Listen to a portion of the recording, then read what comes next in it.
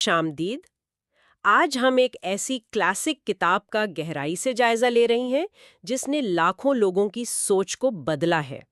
Napoleon ہل کی سوچو اور امیر بنو، جو اصل میں 1937 میں شائع ہوئی تھی۔ ہمارے پاس اس کتاب کا جو اصلی 1937 والا ورژن ہے نا، اس کے کچھ اقتباسات ہیں، اور ہمارا مقصد صرف اس کا خلاصہ بیان کرنا نہیں ہے۔ کتاب کا دعویٰ ہے کہ اس میں کامیابی کا ایک راز ہے جو ہر باب میں چھپا ہوا ہے۔ تو آج ہم ایک طرح سے جاسوس بن کر اس راز کے ٹکڑوں کو جوڑنے کی کوشش کریں گے۔ اور یہ سفر بہت دلچسپ ہے۔ اس کتاب کی بنیاد تو 20ویں صدی کے امیر ترین شخص اینڈریو کارنیگی کی ایک چنوتی پر رکھی گئی تھی۔ اچھا۔ جی، انہوں نے نوجوان صحافی نیپولین ہل کو چیلنج دیا تھا کہ وہ 20 سال تک امریکہ کے 500 سے زیادہ کامیاب ترین افراد کا انٹرویو کریں۔ 20 سال؟ یہ تو ایک پوری زندگی کی تحقیق ہے۔ جی، ان میں ہینری فورڈ، تھامس ایڈیسن اور کئی صدور شامل تھے۔ مقصد تھا کامیابی کا ایک آفاقی فارمولا تیار کرنا۔ تو چلے اس راز کی تلاش شروع کرتے ہیں۔ حل دباچے میں ہی پہلا اور سب سے بڑا اشارہ دیتے ہیں۔ تمام کامیابیاں، تمام کمائی ہوئی دولت ایک خیال سے شروع ہوتی ہیں۔ یہ بہت سادہ لگتا ہے، لیکن شاید یہیں سے سب کچھ شروع ہوتا ہے۔ بالکل، یہ کتاب کا مرکزی خیال ہے۔ حل کہتے ہیں کہ خیالات ٹھوس چیزیں ہیں، مطلب thoughts are things۔ یہ صرف ایک اچھا جملہ نہیں ہے۔ ان کا ماننا ہے کہ خیالات میں ایک ایسی توانائی ہوتی ہے جسے جب خواہش، یقین اور استقامت کے ساتھ ملایا جائے تو وہ ٹھوس حقیقت میں بدل سکتی ہے۔ تو دولت کی شروعات بینک اکاؤنٹ سے نہیں بلکہ ذہن کی حالت سے ہوتی ہے۔ جی ہاں۔ ٹھیک ہے، تو پہلا قدم ایک خیال ہے، لیکن میرے ذہن میں تو دن میں ہزاروں خیالات آتے ہیں۔ ان میں سے کون سا خیال دولت بنائے گا؟ یہ ہمیں پہلے اصول کی طرف لاتا ہے، جو کہ صرف خواہش نہیں ہے۔ جی ہاں، حل اسے ایک شدید جلتی ہوئی خواہش کہتے ہیں، یعنی برننگ ڈیزائر۔ مطلب یہ ایسی خواہش نہیں کہ کاش میں امیر ہوتی۔ نہیں، بالکل نہیں۔ یہ ایک جنون ہے، ایک ایسی چیز جو آپ کے ہر خیال پر حاوی ہو جائے، اور اسے ٹھوس بنانے کے لیے وہ ایک بہت ہی عملی 6 نکاتی فارمولا دیتے ہیں۔ اور یہ فارمولا بہت مخصوص ہے۔ پہلا، آپ کو اپنے ذہن میں پیسے کی صحیح مقدار طے کرنی ہوگی۔ دوسرا، یہ فیصلہ کرنا ہوگا کہ آپ اس رقم کے بدلے میں کیا دیں گے۔ صحیح۔ تیسرا، ایک تاریخ مقرر کرنی ہوگی۔ چوتھا، ایک منصوبہ بنانا ہوگا۔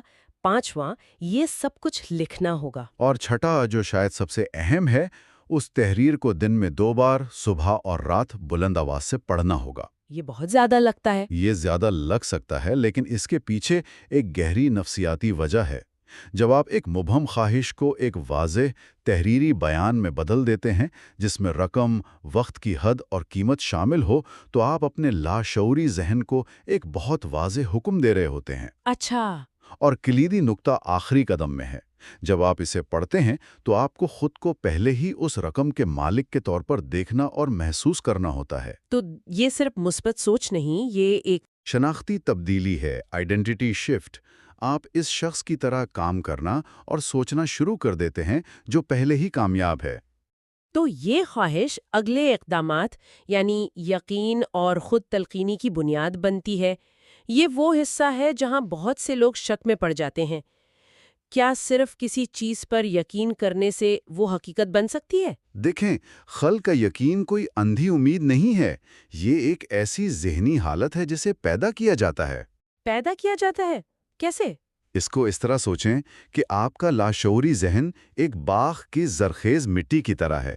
وہ نہیں جانتا کہ آپ کیا بو رہے ہیں، کامیابی کے بیج یا ناکامی کی جڑی بوٹیاں۔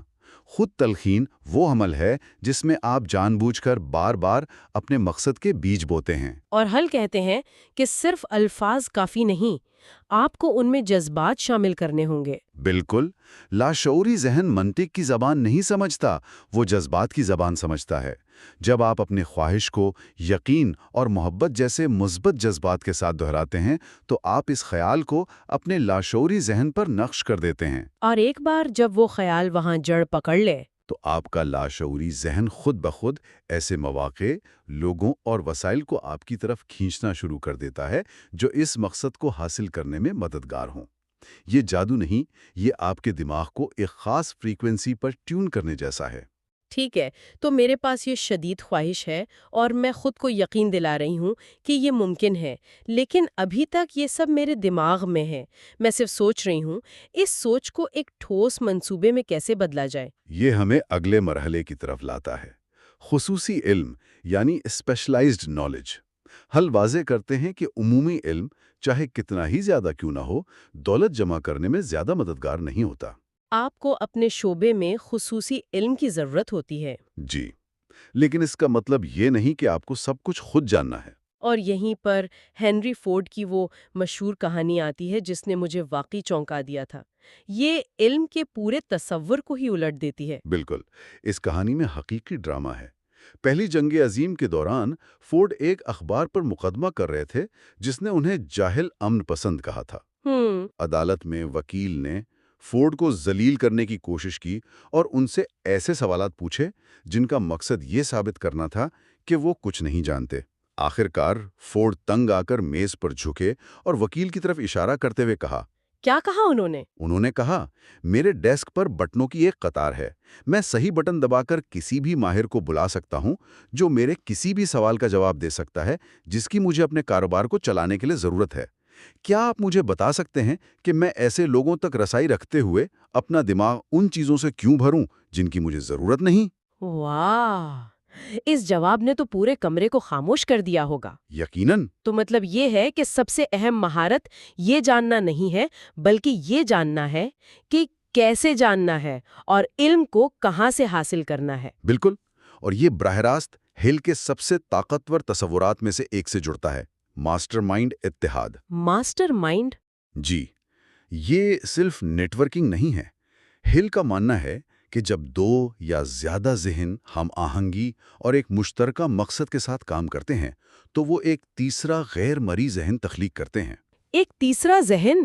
مطلب ایک اجتماعی توانائی کی طرح؟ بالکل، ایک ایسی توانائی جو گروپ کے ہر فرد کی مجموعی طاقت سے کہیں زیادہ ہوتی ہے۔ ایپل کے ابتدائی دنوں میں اسٹیو جابز اور اسٹیو وازنیمیک کے بارے میں سوچیں۔ ایک ویژنری تھا، دوسرا ٹیکنیکل جادوگر۔ الگ الگ وہ باصلاحیت تھے لیکن ایک ساتھ وہ ایک ماسٹر مائنڈ تھے جس نے دنیا بدل دی۔ یہ آج بھی اتنا ہی سچ ہے۔ کوئی بھی کامیاب وینچر، چاہے وہ ایک ٹیک سٹارٹ اپ ہو یا ایک فلم، کبھی بھی ایک شخص کا کام نہیں ہوتا، یہ ہمیشہ ایک ٹیم ہوتی ہے۔ اور یہی ماسٹر مائنڈ گروپ آپ کو منظم منصوبہ بندی میں مدد کرتا ہے۔ جی، کتاب اس بات پر بہت واضح ہے۔ اگر آپ کا پہلا منصوبہ ناکام ہو جائے تو ہار نہ مانیں، اس کی جگہ دوسرا منصوبہ بنائیں۔ اگر وہ بھی ناکام ہو جائے تو تیسرا بنائیں۔ ہل کہتے ہیں، ہار ماننے والا کبھی نہیں جیتا اور جیتنے والا کبھی ہار نہیں مانتا۔ لیکن یہاں ایک بہت اہم سوال پیدا ہوتا ہے۔ استقامت یعنی پرسسٹنس اور ضد یعنی سٹبرنس میں کیا فرق ہے؟ کوئی کیسے جان سکتا ہے کہ اس کا منصوبہ ناکام ہو گیا ہے اور اسے بدلنے کی ضرورت ہے، بجائے اس کے کہ وہ صرف ایک برے خیال پر ڈٹا رہے؟ یہ ایک بہترین سوال ہے، اور ہال کا جواب فیصلہ یعنی ڈیسیجن کے اصول میں ہے۔ وہ کہتے ہیں کہ ان کی تحقیق میں شامل تمام کامیاب لوگوں میں ایک مشترکہ خوبی تھی، وہ فیصلے تیزی سے کرتے تھے اور انہیں بدلتے بہت آہستہ تھے۔ بالکل، جبکہ ناکام لوگ فیصلے بہت آہستہ کرتے ہیں اور انہیں بہت جلدی اور بار بار بدلتے ہیں۔ وہ دوسروں کی رائے سے بہت آسانی سے متاثر ہو جاتے ہیں۔ تو فیصلہ کرنے کی صلاحیت آپ کو اعتماد دیتی ہے کہ آپ اپنے منصوبے پر قائم رہ سکتے ہیں، لیکن آپ کا ماسٹر مائنڈ گروپ آپ کو وہ فیڈ بیک دیتا ہے جس کی بنیاد پر آپ یہ جان سکتے ہیں کہ کب منصوبے کو تبدیل کرنے کی ضرورت ہے۔ یہ ایک توازن ہے۔ صحیح کہا، اور یہ ہمیں اس عمل کے سب سے مشکل لیکن شاید سب سے اہم حصے کی طرف لاتا ہے، استقامت یعنی پرسسٹنس۔ ہل کہتے ہیں کہ استقامت اور خواہش کی شدت کا براہ راست تعلق ہے۔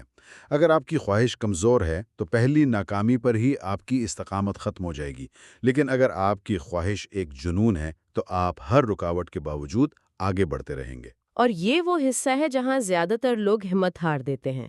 زندگی، بل اور روزمرہ کے مسائل راستے میں آ جاتے ہیں۔ اسی لیے ہل نے آخری ابواب ان ذہنی رکاوٹوں پر قابو پانے کے لیے وقف کیے ہیں جو استقامت کو توڑ دیتی ہیں، اور سب سے بڑی رکاوٹ ہے خوف۔ خوف کے 6 بھوت۔ جی، غربت کا خوف، تنقید کا خوف، بیماری کا خوف، محبت کھونے کا خوف، بڑھاپے کا خوف اور موت کا خوف۔ خوف کا یہ تصور بہت طاقتور ہے۔ ہل نے یہ تقریباً 90 سال پہلے لکھا تھا، لیکن غربت اور خاص طور پر تنقید کا خوف وہ تو آج سوشل میڈیا کے دور میں شاید پہلے سے بھی زیادہ ہے۔ بالکل، ہر کوئی ہر وقت دوسروں کی رائے سے ڈرتا ہے اور ان کا حل انقلابی ہے۔ وہ کہتے ہیں کہ خوف سے لڑنے یا اسے دبانے کی کوشش نہ کریں۔ اچھا، تو پھر کیا کریں؟ آپ جس چیز پر توجہ دیتے ہیں وہ بڑھتی ہے۔ اس کے بجائے اپنے ذہن کو اس چیز پر پوری طرح مرکوز کریں جو آپ چاہتے ہیں، یعنی آپ کی جلتی ہوئی خواہش۔ یعنی آپ ایک ہی وقت میں دو مخالف چیزوں پر توجہ نہیں دے سکتے؟ صحیح، آپ ایک ہی وقت میں دولت کے بارے میں سوچنے اور غربت سے ڈرنے پر توجہ نہیں دے سکتے۔ ایک مثبت جذباتی خیال دوسرے منفی خیال کو باہر دھکیل دیتا ہے۔ یہ ذہن پر قابو پانے کا عمل ہے۔ اس کتاب پر ایک تنقید یہ بھی ہے کہ یہ ناکامی کا سارا الزام فرد پر ڈال دیتی ہے۔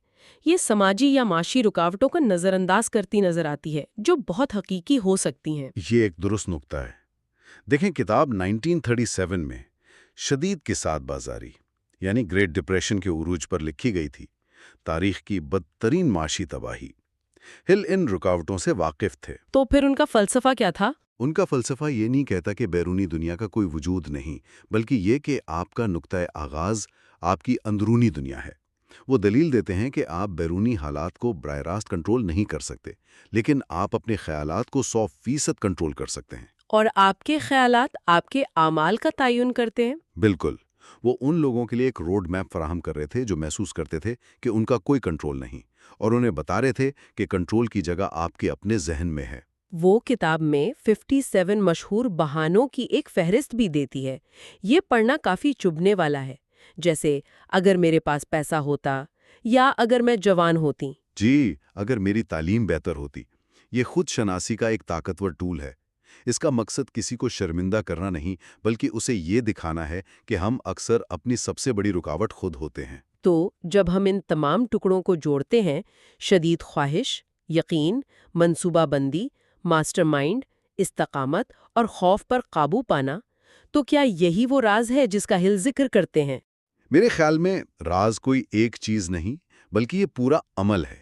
یہ اس بات کا ادراک ہے کہ آپ کا ذہن ناقابل یقین حد تک طاقتور ہے۔ راز یہ ہے کہ آپ اپنے خیالات کو کنٹرول کر سکتے ہیں، اور اپنے خیالات کو کنٹرول کر کے آپ اپنی تقدیر کو کنٹرول کر سکتے ہیں۔ تو یہ کوئی جادوئی فارمولا نہیں ہے جو راتوں رات کام کرتا ہے؟ نہیں، بالکل نہیں۔ یہ ایک منظم نفسیاتی عمل ہے جسے کوئی بھی شخص نظم و ضبط کے ساتھ سیکھ سکتا ہے۔ آج کل ہم مینیفیسٹیشن اور لا آف اٹریکشن جیسے الفاظ بہت سنتے ہیں۔ یہ جاننا دلچسپ ہے کہ ان تمام جدید خیالات کی جڑیں اس 90 سال پرانی کتاب میں ہیں۔ بالکل، ہیل نے اس کی بنیاد رکھی تھی۔ انہوں نے ان خیالات کو ایک عملی قدم بقدم نظام میں ڈھالا۔ یہ صرف خواہش کرنے کے بارے میں نہیں ہے، یہ عمل کرنے کے بارے میں ہے۔ تو اس سب کا کیا مطلب ہے؟ یہ فلسفہ اس بنیاد پر قائم ہے کہ آپ کا ذہن آپ کا سب سے بڑا اثاثہ ہے۔ آپ پہلے اپنے خیالات کو شکل دے کر اپنی حقیقت کو شکل دے سکتے ہیں، اور راز یہ سمجھنا ہے کہ آپ ایک منظم عمل کے ذریعے اپنی خواہش کو حقیقت میں بدل سکتے ہیں۔ یہ طے کریں کہ آپ کیا چاہتے ہیں، پختہ یقین کریں کہ آپ اسے حاصل کر سکتے ہیں، دوسروں کی مدد سے ایک منصوبہ بنائیں، اور پھر ناکامی اور خوف کے باوجود اس وقت تک ثابت قدم رہیں جب تک آپ کامیاب نہ ہو جائیں۔ حل کا دعویٰ ہے کہ ہر انسان اپنے ذہن پر مکمل کنٹرول رکھنے کی صلاحیت رکھتا ہے۔